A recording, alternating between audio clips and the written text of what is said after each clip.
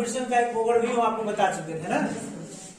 चलिए हम आज उसी टॉपिक्स को हम आगे बढ़ा रहे हैं, ठीक है। तो थोड़ा सा आज का जो क्लास है उसको थोड़ा सा फोकस कीजिएगा, 100% कंसंट्रेशन बनाए रखिएगा, नहीं तो फिर इतना ज़्यादा आगे चल के कॉम्प्लेक्स हो जाएगा, है ना। यदि आप अभी नहीं समझ पाते हैं तो आने वाले फिर जो टॉपिक्स होंगे वो आपको समझ में नहीं आएंगे। इसलिए थोड़ा सा चूंकि आज डायग्राम का बात है, ठीक है, और डायग्राम यदि आप समझ गए तो आपके लिए बेहद ही आसान होगा आने वाला टॉपिक समझ पाना। और इसमें जितने सारे भी टर्म्स हम यूज करेंगे वो सारे के सारे टर्म्स उस डायग्राम पर ही बेस्ड हैं, ठीक है। इसलिए थोड़ा सा कोशिश कीजिएगा, थोड़ा सा अच्छे से ध्यान समझे इसको हम लोग। आइए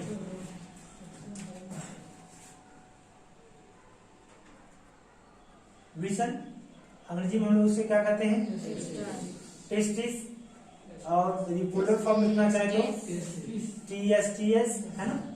चलिए हम लोग पढ़ने जा रहे हैं विजन के बारे में। थोड़ा सा एक बार जो है 1 मिनट के लिए पिछले क्लास को रिकॉल कर लेते हैं, ताकि आपका अभी आने वाला जो जाने वाला जो टॉपिक है, जो सारा टॉपिक है, ये टॉपिक भी आपको आसानी समझ में आ जाए।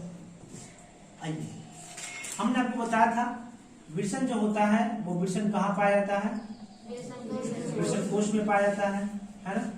विल्सन कोश को हम लोग अंग्रेजी में क्या कहते हैं, स्क्रोटम। क्या कहते हैं, स्क्रोटम कहते हैं। विल्सन कोश में पाया जाता है, पहली बात, है ना। सबसे पहले जब कभी भी आप इन अंगों के बारे में किसी के सामने एक्सप्लेन करते हैं या कहीं पर भी जवाब दीजिएगा, सबसे पहले आप उसकी पोजीशन को लिखिए, बॉडी में वो कहाँ पाया जा रहा है ना। तो आप जानते हैं विल्सन जो होता है उधर गुहा के ठीक बाहर एक थैलीनुमा संरचना जो होती है ना, जिसे हम विल्सन कोश कहते हैं, उसी विल्सन कोश में पाई जाती है। अब यदि हम इसकी संख्या की बात कर लेते हैं, संख्या कितनी होती है, 2 होती है, यानी कि 1 जोड़ा। कितना हो जाएगा, 1 जोड़ा। और यदि हम इसकी आकृति की बात कर लेते हैं, इसकी आकृति कैसी होती है, अंडाकार। आकृति कैसा होगा, अंडाकार होगा। इसे हम लोग अंग्रेजी में कहते हैं ओवल। क्या बोलेंगे, ओवल बोलेंगे। आइए नेक्स्ट पॉइंट की बात कर लेते हैं, इसकी लंबाई कितनी होती है, 4 से 5 सेंटीमीटर। और यदि हम इसकी चौड़ाई की बात कर लेते हैं तो 2 से 3 सेंटीमीटर। और हमने आपको ये भी बताया था यह जो है नर के लिए प्राथमिक लैंगिक अंग का प्रतिनिधित्व करता है। किसका प्रतिनिधित्व करता है, प्राथमिक लैंगिक अंग का प्रतिनिधित्व करता है ना। प्राइमरी सेक्स ऑर्गन होता है, ठीक है, प्राइमरी मेल सेक्स ऑर्गन होता है, ठीक है। इतनी बातें आपने पिछले क्लास में पढ़ा था। इसके अलावा एक पॉइंट आपने और पढ़ा था, प्रत्येक विल्सन में, है ना, एक विल्सन में आपको कितने कक्ष देखने को मिलते हैं, 250 कक्ष, है ना। और हमने बताया था प्रत्येक कक्ष को हम लोग क्या कहते हैं, विल्सन पालिका। क्या बोलते हैं, विल्सन पालिका, है ना। इसका मतलब यदि आपसे पूछे एक विल्सन में कितने कक्ष, तो 250 कक्ष।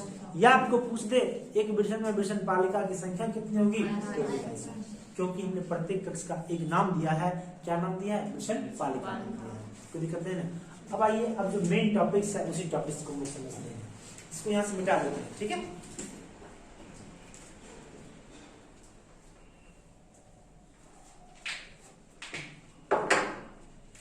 चलिए थोड़ा सा बड़ा बनाते हैं ताकि आप पीछे तक समझ पाए। ये एक अंडाकार संरचना है, ठीक है, और इस अंडाकार संरचना को हम लोग कहते हैं विल्सन। पहले समझिए फिर बाद में लिखिएगा, ठीक है, इत्मीनान से समझिए आप। विल्सन जिसे हम लोग अंग्रेजी में क्या कहते हैं, टेस्टिस, ठीक है। तो हमने आपको क्या बताया, इस टेस्टिस में 250 कक्ष होते हैं। कितने चैम्बर होते हैं, 250 कक्ष होते हैं। या इसी कक्ष को हमने क्या नाम दिया, विल्सन पालिका, है ना। विल्सन पालिका को हम अंग्रेजी में क्या कहते हैं, टेस्टिकुलर लोब्यूल। क्या कहते हैं, टेस्टिकुलर लोब्यूल कहते हैं, है ना। अब आइए हम इसके चैम्बर को देखते हैं, इसके चैम्बर कहाँ है और कैसे व्यवस्थित है। यहां से आप जो है बनाना स्टार्ट कीजिएगा। आप देखिए हम कैसे हाथ को मूव करते हैं, उसी ढंग से आप भी कीजिएगा, आपको भी आसानी से बन जाएगा।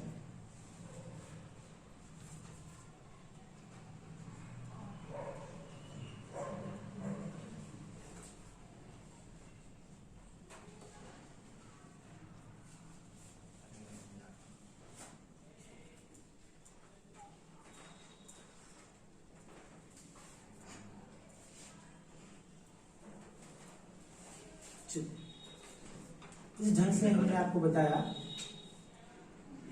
यहाँ पर कुल चैम्बर की संख्या कितनी हो गई? 250। हालांकि आपको नहीं लग रहा होगा कि 250 है, लेकिन 250 होती है। इस बात को भी आपको ध्यान रखना होगा।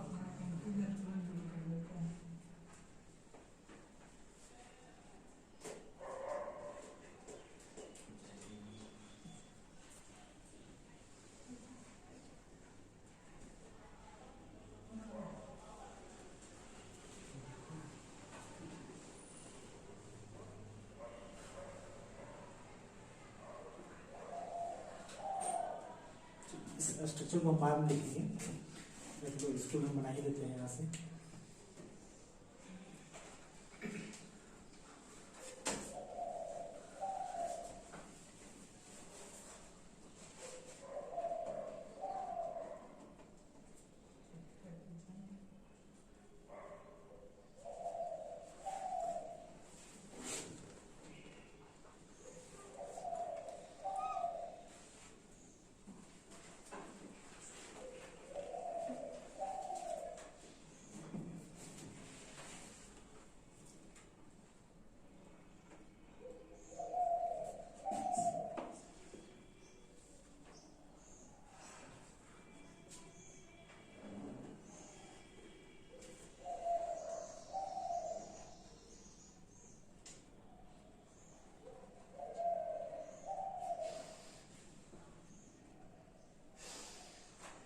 चलिए, बन गया? अच्छा नहीं बना?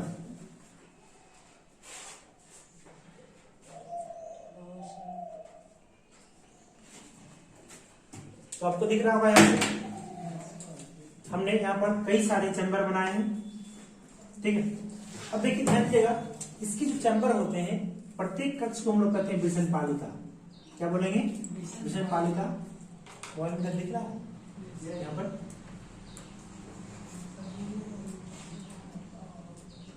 इसे हम लोग कहते हैं विषम पालिका, ठीक है। और इसी को हम लोग अंग्रेजी में बोलते हैं टेस्टिकुलर लोब्यूल, ठीक है। कोई दिक्कत नहीं आता है। इस तरह से जो टोटल आपको चैम्बर, हालांकि हमने यहाँ पर 250 चैम्बर आपको नहीं दिखा है, लेकिन इस चैम्बर की संख्या कितनी होगी? 250 की बात ध्यान रखना आपको। सबसे पहले हमने जाना एक विषम में 250 कक्ष होते हैं और प्रत्येक कक्ष को हम लोग क्या कहते हैं? विषम पालिका कहते हैं। अब एक विषम पालिका में 1 से 3, कहने का मतलब किसी में 1, किसी में 2, किसी में 3 भी हो सकता है। नलिका, काफी क्वाइल नलिकाएं होती है यहाँ पर। अब डायग्राम से समझिए यहाँ से।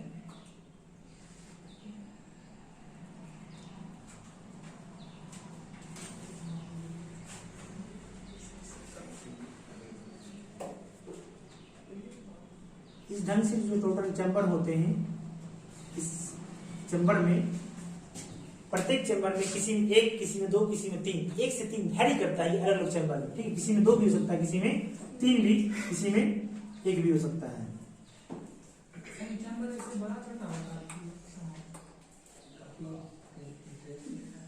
ठीक है। इस ढंग से हो गया आपका।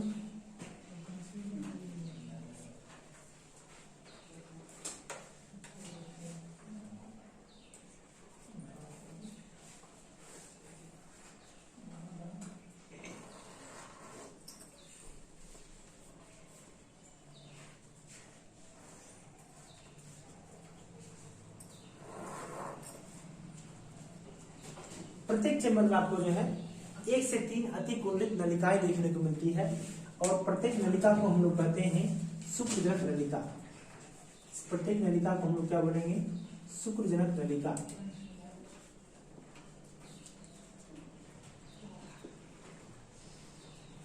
शुक्रजनक नलिका, इसी को हम लोग अंग्रेजी में कहते हैं सेमिनिफेरस ट्यूब्यूल। इसी को क्या बोलेंगे? सेमिनिफेरस ट्यूब्यूल बोलेंगे। आइए हम अगला टर्म लिखते हैं यहाँ से। जो नेक्स्ट टर्म है वो टर्म है आपका शुक्रजनक नलिका। क्या है? शुक्रजनक नलिका, है ना। और इसी को हम लोग अंग्रेजी में कहते हैं सेमिनिफेरस ट्यूब्यूल। Seminiferous tubule. ठीक है, अब देखिए इस नलिका का काम क्या होता है। यदि आप इसके वर्ड पर स्पेलिंग पर ध्यान देंगे तो आपको समझ में आ जाएगा इसका क्या काम होता है। सबसे पहले आप ये बताइए, जो नलिकामक होता है उसे क्या कहा जाता है? शुक्राणु। नलिकामक को क्या कहते हैं लोग? शुक्राणु कहते हैं। और आपको लग रहा होगा कि कहीं कहीं ये वो नलिका है जहां पर शुक्राणुओं का निर्माण होता है, जहां पर शुक्राणुओं का निर्माण होता है ना। तो सबसे पहले हमने क्या बताया आपको, एक विषम अंडाकार होता है, लंबाई 4 से 5 सेंटीमीटर, चौड़ाई 2 से 3 सेंटीमीटर होती है। और फिर हमने आपको बताया कि प्रत्येक विषम में 250 कक्ष होते हैं। प्रत्येक कक्ष को क्या करते हैं? विषम पालिका कहते हैं। और प्रत्येक पालिका का प्रत्येक इस तरह से कुल पालिका की संख्या कितनी हो जाती है? 250 हो जाती है। और प्रत्येक विषम पालिका में 1 से 3 कितना हो जाएगा आपको? ये डिवाइड करेगा, ध्यान रखिएगा, 1 से 3, किसी में 1, किसी में 2, किसी में 3। प्रत्येक नलिका में क्या होगा? 1 से 3 अधिक, प्रत्येक पालिका में 1 से 3 अधिक उल्लिखित नलिकाएं पाई जाती है, जिन नलिकाओं को हम लोग शुक्रजनक नलिका बोलते हैं। क्या बोलते हैं? शुक्रजनक नलिका बोलते हैं। ध्यान देंगे यहाँ पर। अब आइए, इस नलिका में 2 प्रकार की कोशिकाएं, इस नलिका में कितने प्रकार की कोशिकाएं? 2 प्रकार की कोशिकाएं होती हैं। पहला जो होता है इसको हम लोग बोलते हैं नरजन्म कोशिका। नरजन्म कोशिका या इसी को हम लोग कहते हैं स्पर्मेटोगोनिया। स्पर्मेटोगोनिया, ठीक है। अंग्रेजी में हम लोग इसी को बोलेंगे मेल जर्म सेल या स्पर्मेटोगोनिया। और जो दूसरा कोशिका होता है उसी को हम लोग कहते हैं सर्टोली कोशिका। सर्टोली कोशिका, इंग्लिश में भी इसे हम लोग सर्टोली कोशिका, सर्टोली सेल के नाम से ही जानते हैं। अब आइए, तो आपने क्या देखा? देखो ये है वृषण पालिका, और वृषण पालिका में आपको शुक्रजनक नलिका दिख रही है। किसी में 1, किसी में 2, किसी में 3 हो सकता है। इस ढंग से देखिए यहाँ पर इसके बीच में क्या होगा? छोटी छोटी कोशिकाएं होंगी, कई ढेर सारे कोशिकाएं होंगी। और लेकिन जो कोशिका होगा 2 प्रकार का। कितने प्रकार का होगा? 2 प्रकार का। पहला जो टाइप है उसे हम लोग क्या कहेंगे? नरजन्म कोशिका। क्या कहेंगे? नरजन्म कोशिका। जो दूसरा टाइप है उसे क्या कहेंगे? सर्टोली कोशिका। क्या कहेंगे? सर्टोली कोशिका। अब आइए, नरजन्म कोशिका या स्पर्मेटोगोनिया का काम क्या होता है? देखो बाबू, यहाँ पर क्या लिखा हुआ? स्पर्म। क्या लिखा हुआ? स्पर्म। यानी कि जो स्पर्म का निर्माण होता है इन्हीं कोशिकाओं से होता है। जो शुक्राणु बनते हैं उन शुक्राणुओं का निर्माण इन्हीं कोशिकाओं से होता है ना। इसलिए इसको लोग बोलते हैं स्पर्मेटोगोनिया। क्या बोलते हैं? स्पर्मेटोगोनिया। ढेर सारे स्पर्मेटोगोनिया होते हैं यहाँ पर, ठीक है। और स्पर्मेटोगोनिया से क्या बनता है? शुक्राणु बनता है। लेकिन जब शुक्राणु बन जाता है उसको पोषण देने का काम सर्टोली कोशिका ही इसको क्या करती है? पोषण देती है। क्या देती है? पोषण देती है। ध्यान रखिए इस चीज को, है ना। तो इन बातों को आप ध्यान रखिएगा, आगे चल करके आपको बहुत ही यहाँ पर काम देंगे। अब आइए, यहाँ से आपको क्वेश्चन पूछे भी जाते हैं कि बताइए वृषण के किस नलिका में, वृषण के किस नलिका में शुक्राणुओं का निर्माण होता है? किसमें होगा? शुक्राणु नलिका में। देखो बाबू, यहाँ पर आपको रटना नहीं है कि शुक्राणु नलिका में शुक्राणु बनेगा, ठीक है। रटना नहीं है, बस आपको समझना है। आप यदि वर्ड पर ध्यान दीजिएगा ना तो फिर आपको इजी वे में याद हो जाएगा, है कि नहीं है। जैसा कि नाम से स्पष्ट है, शुक्रजनक नलिका, जहां पर शुक्राणु का जनन होगा उसे क्या कहेंगे? शुक्रजनक नलिका। इसी क्वेश्चन को आपको दूसरी तरह से मॉडिफाई करके पूछ देगा। बताइए, आपने पढ़ा है शुक्राणु जनन, पढ़ा है? शुक्राणु बनने की प्रक्रिया क्या कहते हैं? शुक्राणु जनन। पूछेगा बताइए वृषण के किस भाग में शुक्राणु जनन होता है? तो कहा हुआ? शुक्रजनक नलिका में। इस नलिका में कितने प्रकार की कोशिका? 2 प्रकार की कोशिका। पहली जो कोशिका उसे क्या कहा है? नरजन्म कोशिका या स्पर्मेटोगोनिया, जिससे क्या बनता है? शुक्राणु। और दूसरी जो कोशिका होती है क्या होती है? सर्टोली कोशिका। सर्टोली कोशिका से क्या बनता है? सर्टोली कोशिका का काम होता है शुक्राणुओं को पोषण देना, शुक्राणुओं को पोषण देना। कोई दिक्कत नहीं। आइए, सबसे पहले हम इतनी बातों को लिखते हैं, फिर हम आगे बढ़ेंगे ना। लिखिएगा, लास्ट पॉइंट क्या था कल का? अच्छा, प्रत्येक वृषण में 250 कक्ष होते हैं और प्रत्येक कक्ष को वृषण पालिका कहते हैं। इस तरह से कुल वृषण पालिका की संख्या कितनी होती है? 250। नेक्स्ट पॉइंट लिखिएगा, वृषण के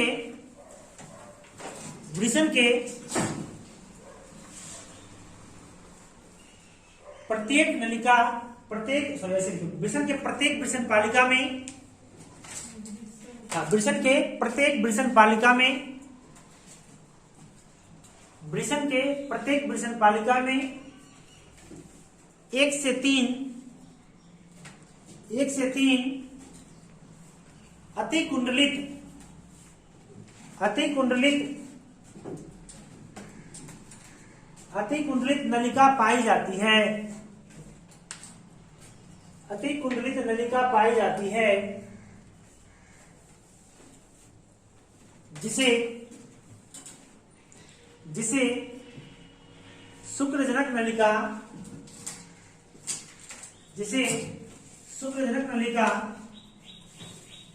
कहा जाता है।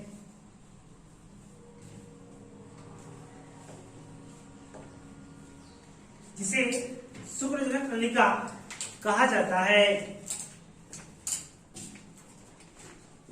देख लिए अगला पॉइंट,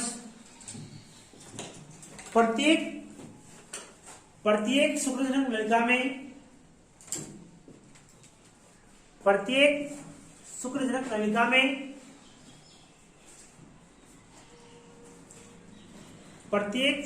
नलिका में दो प्रकार की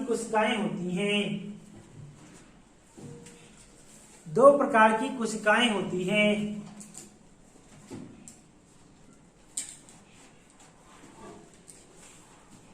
पहला नरजनक कोशिका या स्पर्मेटोगोनिया कहेंगे इसको हम लोग। दूसरा सर्टोली कोशिका, जिसे हम लोग अंग्रेजी में भी सर्टोली कोशिका ही कहते हैं, सर्टोली से भी कहते हैं। दोनों को लिख लीजिए, हिंदी इंग्लिश दोनों लिखिएगा। अभी बीच वाला जो रेड कलर से लिखा हुआ उसको मत लिखिएगा, इसके बारे में आपको लिखा ही नहीं।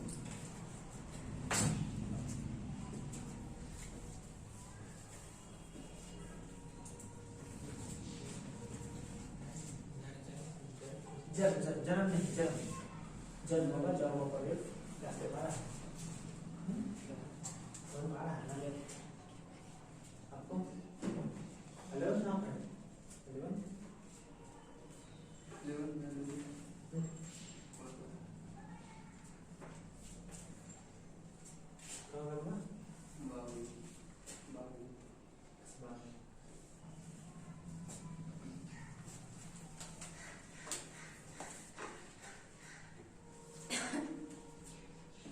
ध्यान रखिएगा। शुक्रजनक नलिका में दो प्रकार की कोशिका, एक को हमने बोला नरजनक कोशिका या स्पर्मेटोगोनिया, और दूसरे को हमने बोला सर्टोली कोशिका, है ना। अब नरजनक कोशिका लिखकर डायरेक्ट दीजिएगा, या डायरेक्ट लिखिए, पॉइंट वाइज लिखिएगा। नरजनक कोशिका से डायरेक्ट लिखिए, पॉइंट लेकर के लिखिएगा। नरजनक कोशिका से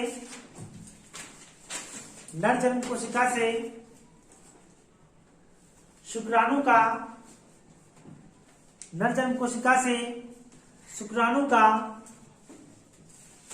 निर्माण होता है।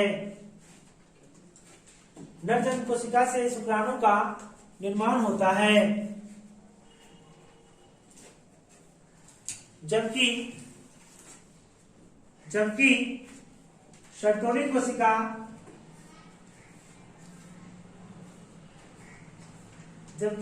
सर्टोली कोशिका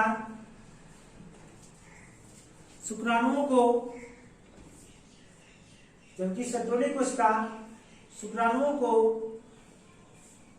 पोषण देती है। जबकि सर्टोली कोशिका शुक्राणुओं को पोषण देती है। आगे बढ़े अब, चलिए जो नेक्स्ट टर्म है उस टर्म को हम लोग समझते हैं। यहां से ध्यान दीजिएगा। अच्छा, आपको कुछ दिख रहा है यहां से, देखिए तो जो वृषण पालिका है, इस वृषण पालिका के अंदर क्या है, शुक्रजनक नलिका है ना। और देखिए शुक्रजनक नलिका और वृषण पालिका की जो दीवारें हैं उस दोनों के बीच कुछ खाली जगह आपको दिख रहा है, छोटा सा है, दिख रहा है आपको।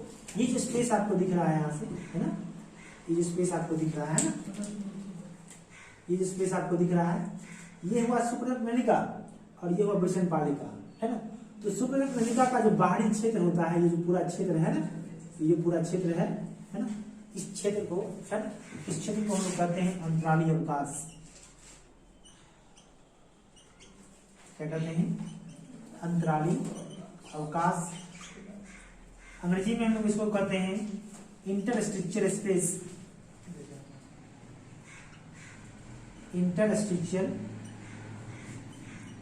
स्पेस, कोई दिक्कत नहीं आता है। अब आप 11th में पढ़े होंगे, याद कीजिए, हमने आपको हार्मोन वाला चैप्टर बड़ा बढ़िया से पढ़े थे, आप लोग सब खूब एंजॉय लेके पढ़ा था, पूरा इंटरेस्टेड हो पढ़ा था, है ना? क्या रहे अंकित, सही बात है कि नहीं? अंतराली अवकाश की हम बात कर लेते हैं। वहां पर हमने आपको एक कोशिका बताया था, अंतराली कोशिका, जिससे एंड्रोजन नामक हार्मोन या टेस्टोस्टेरोन नामक हार्मोन स्रावित होता है, बताया था ना? जिसका हमने एक दूसरा नाम दिया था लेडिक कोशिका, बताए थे ना? एल से लेडिक कोशिका, एल से एलएच, है ना? एल से एलएच हार्मोन और एल से लेडिक कोशिका, बताए थे ना? उसी चीज को आज हम यहाँ कर रहे हैं इतने दिन के बाद, है ना? तो देखिएगा, तो इस अवकाश में ये जो खाली क्षेत्र है, इस खाली क्षेत्र को हम लोग कहते हैं अंतराली कोशिका, अंतराली अवकाश। क्या कहते हैं? अंतराली अवकाश। और इस अवकाश में, इस क्षेत्र में जो कोशिकाएं पाई जाती है, उस कोशिका को कहते हैं हम लोग अंतराली कोशिका, है ना? अरे लोग कहता है बाघा मतलब नहीं कहता बाघा वाला, है कि नहीं? बेगूसराय मतलब बेगूसराय वाला, बिहार मतलब बिहारी, है कि नहीं? वही बात है यहाँ पर। इस क्षेत्र में, इस अवकाश में जो कोशिकाएं पाई जाती है, उस कोशिका को हम लोग बोलते हैं अंतराली कोशिका। क्या बोलेंगे? अंतराली कोशिका। अंतराली अवकाश में पाई जाने वाली जो कोशिका होगी, उसी को हम लोग क्या कहेंगे? अंतराली कोशिका, या इसी का एक दूसरा नाम है लेडिक कोशिका। क्या नाम है? लेडिक कोशिका। कोई दिक्कत नहीं ना? और ये जो लेडिक कोशिका होता है, इसी को हम अंग्रेजी में लिखेंगे इस ढंग से, इंटरस्टिशियल स्पेस था, इंटरस्टिशियल सेल हो जाएगा, और ये लेडिक सेल ही रह जाएगा, लेडिक सेल, है ना? आपको याद है एलएच हार्मोन, ल्यूटिनाइजिंग हार्मोन, बताया था ना आपको? एल फॉर एलएच और एल फॉर ल्यूटिनाइजिंग हार्मोन, बताया था ना? तो अब देखिए, अभी उसका फंक्शन यहीं पे पड़ेगा। इस दोनों को पहले डिफाइन करके लिखिएगा। अंतराली अवकाश लिख रहे दीजिएगा, अंतराली अवकाश, इंटरस्टिशियल स्पेस,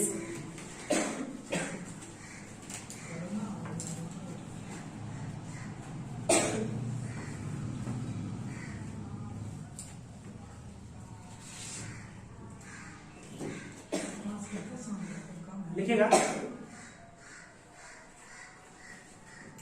क्या हुआ? बहुत खांस रही हो?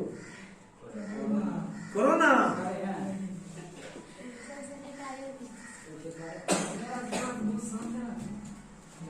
क्योंकि तुम हल्ला नहीं कर रहा है,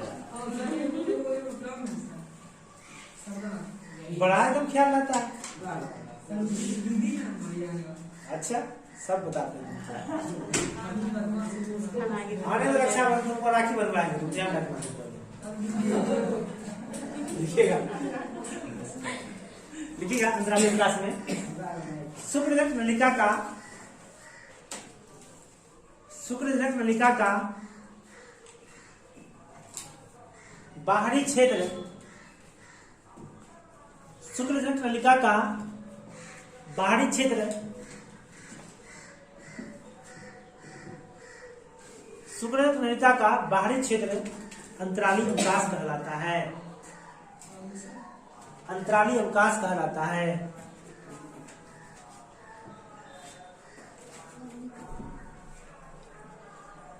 और इसमें पाई जाने वाली कोशिका,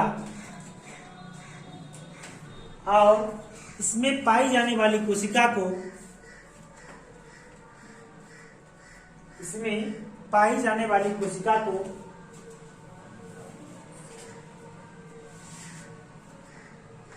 और इसमें पाई जाने वाली कोशिका को अंतराली कोशिका, अंतराली कोशिका या लेडिक कोशिका, यानी क्या होगा? अंतराली कोशिका या लेडिक कोशिका, या लेडिक कोशिका, ब्रैकेट में इसकी अंग्रेजी में लिख लीजिएगा आप लोग, इंटरस्टिशियल सेल और Leydig cell, LEYDIG, Leydig cell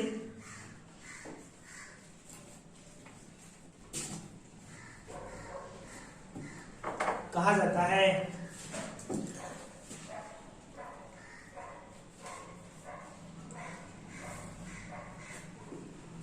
चलिए एक बार हम इसको समराइज करें, तो पीछे पीछे बताते चलिएगा आप लोग। हमने बताया था विल्सन है, आकृति कैसी होगी?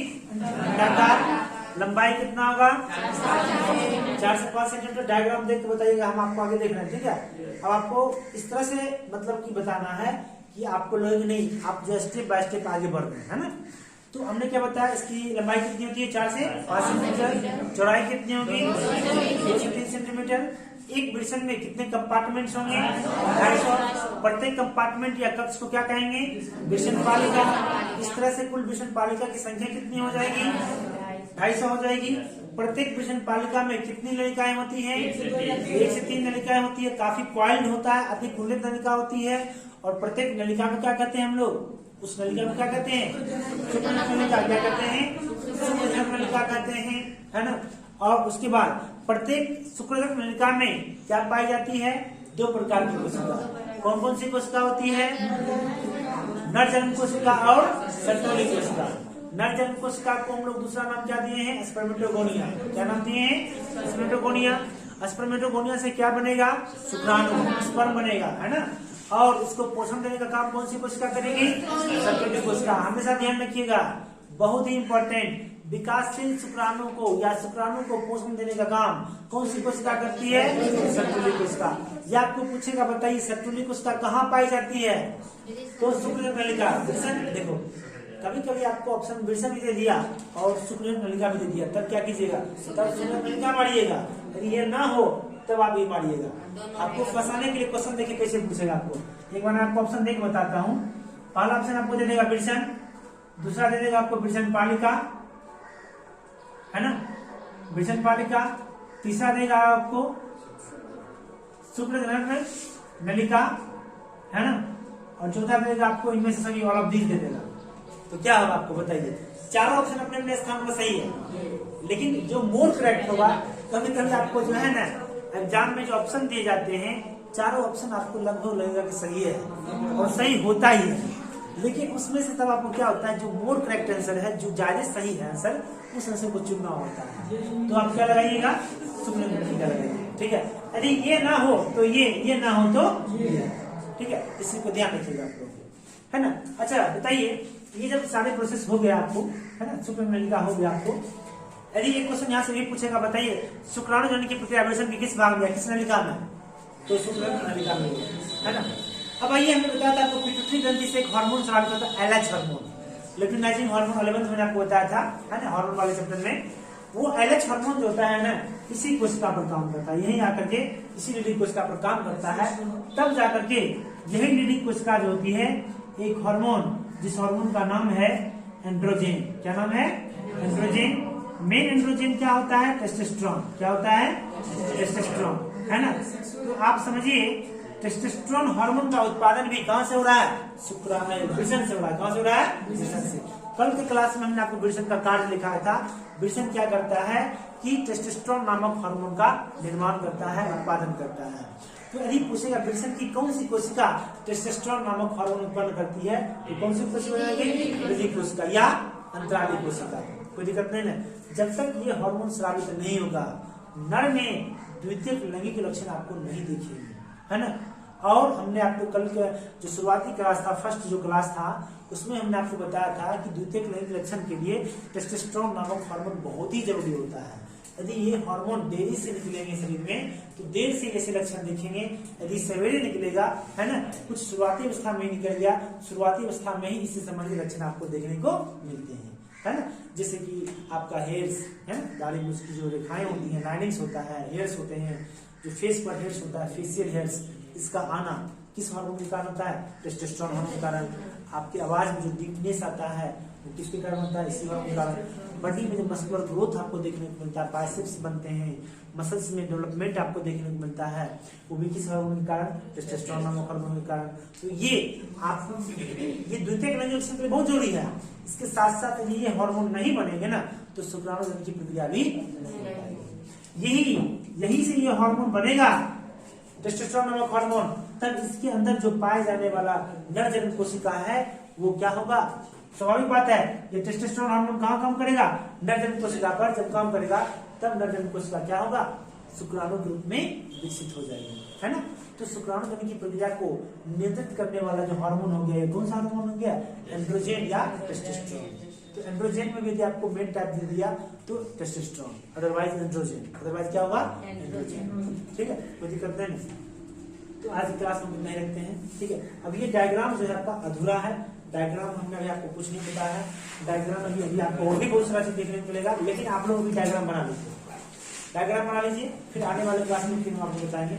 डायग्राम बना कर रखिएगा, ऐसा नहीं डायग्राम बनाएंगे, जितना हम आपको बताएंगे अभी इतना ही बनाइए। आने वाले क्लास में हम इसमें और भी मॉडिफिकेशन करेंगे और भी इसमें एड करेंगे। तो हम बड़ा डायग्राम बनाइएगा, कम से कम एक पूरा पेज बनाइएगा, ठीक है। एक पूरा पेज बनाइए, ऐसा नहीं कि छोटा सा डायग्राम बना छोड़ दीजिएगा, पूरा पेज में बड़ा सा डायग्राम बनाइए, ताकि आप हर एक चीज देखिए। हाँ, इसमें आपको और भी बातें अभी और भी संरचना इसमें भी ऐड करेंगे, इसमें भी ऐड करेंगे बहुत संरचना, ठीक है। इसलिए हमने इसको इतना स्पेस छोड़ा है, उसी ढंग से आप भी स्पेस छोड़, ठीक है। अगले क्लास में इसको हम लोग देखेंगे।